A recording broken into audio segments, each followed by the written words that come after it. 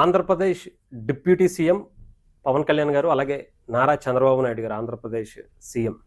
వీళ్ళిద్దరూ కూడా ఢిల్లీ వెళ్ళినటువంటి పరిస్థితి అయితే మనందరికీ తెలుసు. అయితే ఇక్కడ కొన్ని వ్యూహాత్మకమైనటువంటి నిర్ణయాలకు ఢిల్లీలోని సమావేశాలు కూడా కాబోతున్నట్టుగా కూడా తెలుస్తుంది. ముఖ్యంగా ఈరోజు అటు ప్రధానమంత్రి నరేంద్ర మోదీ గారితో పాటు అనేక మంది కేంద్ర మంత్రులను కూడా చంద్రబాబు నాయుడు గారు, పవన్ కళ్యాణ్ గారు కూడా కలవబోతున్నట్టుగా తెలుస్తుంది. ఆంధ్రప్రదేశ్ అభివృద్ధికి చాలా కీలకం కాబోతున్నటువంటి అమరావతి నిర్మాణానికి మరొకసారి పూజా కార్యక్రమాలు చేసి మొదలు పెట్టాలనే యోచన పవన్ కళ్యాణ్ గారు, చంద్రబాబు నాయుడు గారు చేసినట్టుగా తెలుస్తుంది. దానికి సంబంధించి చాలా కీలకమైనటువంటి నాయకులందరినీ, నరేంద్ర మోదీ గారిని కావచ్చు, కేంద్ర మంత్రుల్ని కావచ్చు, ఇతర రాష్ట్ర ఎన్డీఏ కూటమికి సంబంధించినటువంటి భాగస్వాముల్ని కావచ్చు, ముఖ్యమంత్రుల్ని, మంత్రులని, అలాగే తెలంగాణకి సంబంధించినటువంటి సీఎంగా ఉన్నటువంటి రేవంత్ రెడ్డి గారిని కూడా పిలవాలనే ఆలోచనకు వచ్చినట్టుగా తెలుస్తుంది.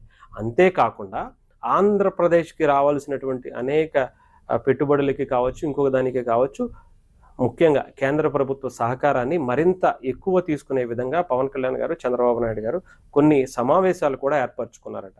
అలాగే అమరావతి నిర్మాణానికి త్వరితగతిన పూర్తి చేస్తేనే ఆంధ్రప్రదేశ్కి ఎవరైనా సరే పెట్టుబడి పెట్టడానికి వచ్చే అవకాశాలు చాలా బలంగా ఉండబోతుంది.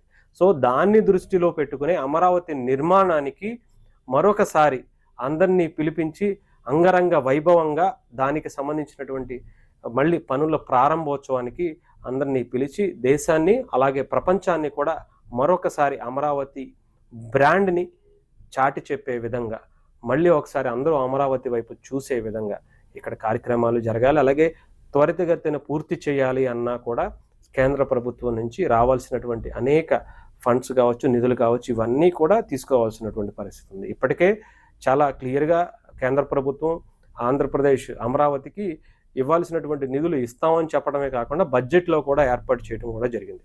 సో ఈసారి ఎట్టి పరిస్థితుల్లో కూడా ఆంధ్రప్రదేశ్ అమరావతిని, ఆంధ్రప్రదేశ్ రాజధానిని ఈ 5 ఏళ్లలో పూర్తి చేయాలి. తద్వారా ఆంధ్రప్రదేశ్కి ఒక రాజధాని అనేది శాశ్వతంగా ఉండాలి అనేది కూడా ఇక్కడ ఉన్నటువంటి ఎన్డీఏ కూటమి, పవన్ కళ్యాణ్ గారు, చంద్రబాబు నాయుడు గారు, అటు మోదీ గారితో సహా ముగ్గురు కూడా ఒక బలమైనటువంటి నిర్ణయం తీసుకుంటున్నట్టుగా తెలుస్తుంది.